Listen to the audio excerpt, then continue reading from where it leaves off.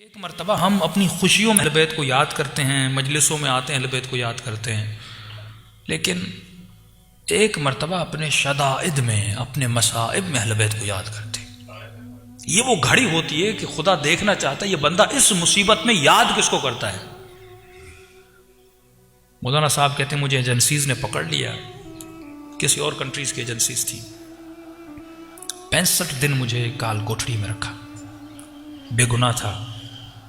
कि मेरे हाथों को बांध लिया, मेरे पांवों को बांध के मुझे सीधा लिटाया जाता था, और जो मेरे पांवों के तलवे हैं वहां बहुत शिद्दत से मुझे मारा जाता था।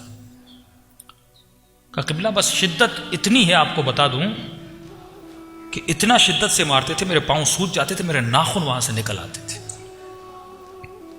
लेकिन जब चोट लगती थी और शदीद तकलीफ होती थी तो मेरी जबान से एक जुमला जारी होता था, या ज़हरा। मैं बीबी को बुलाता था। का फिर मारने के बाद 3-3 घंटे मुझे इसी तरह इस हालत में छोड़ देते थे। कहते मौलाना अल्लाह गवाह है, जब उस शिद्दत में बीबी को पुकारता था, ये लोग बाहर चले जाते थे, मैं या ज़हरा कहता था, मेरे दोनों हाथों की कड़ियां खुल जाती थी। जब तक वो वापस आए मैं बैठ के थोड़ा आराम करता था, फिर आते थे, फिर मैं कड़ियों में अपने हाथों को डाल देता था। कहा कि काफी दिन गुजर गए, बीबी को पुकारता रहा, लेकिन कोई फर्ज नहीं हुआ। का अय्याम फातिमिया करीब थे और 3 दिन बाकी थे बीबी की शहादत में। मैं अपनी काल कोठरी में बैठ कर रो रहा था और कह रहा था, सैयदा इतनी मुसीबत में मैंने आपको इतना बुलाया, अगर आपकी शहादत के दिन से पहले मैं आजाद हो गया तो मुझे यकीन हो जाएगा मैं आपका ही शिया हूं और आप मुझसे राजी हो।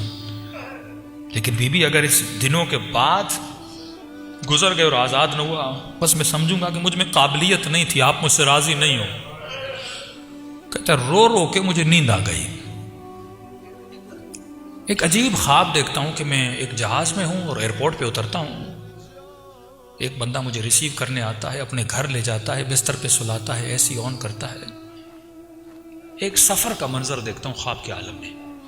नींद से उठता हूं, सोच ही रहा था कि ये मैंने क्या देखा है, कहां जा रहा था, किस जहाज से उतर रहा था।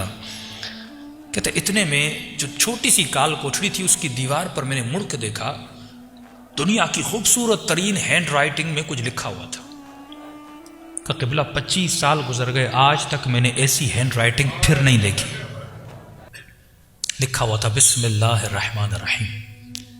जो भी इस काल कोठरी से निकलना चाहता है, बचना चाहता है, वो 540 या 35 मरतबा ये दुआ पढ़े, शफा मिल जाएगी। मैंने कहा दुआ क्या थी? क़िबला लिखा हुआ था, अल्लाहुम्मा इन्नी अस्अलुका बिहक़्क़ि फ़ातिमता व अबूहा व बालुहा व बनूहा व सिर्रिल मुस्तौदअ फ़ीहा बिअदद महातबे। का मैंने तस्बीह उठाई और मैंने 540 से 35 मरतबा पढ़ा। बस पढ़ना था, 1 घंटे के बाद दरवाजे पे दस्तक हुई, मेरा नाम लिया और कहा कि आपको आजाद कर दिया गया है।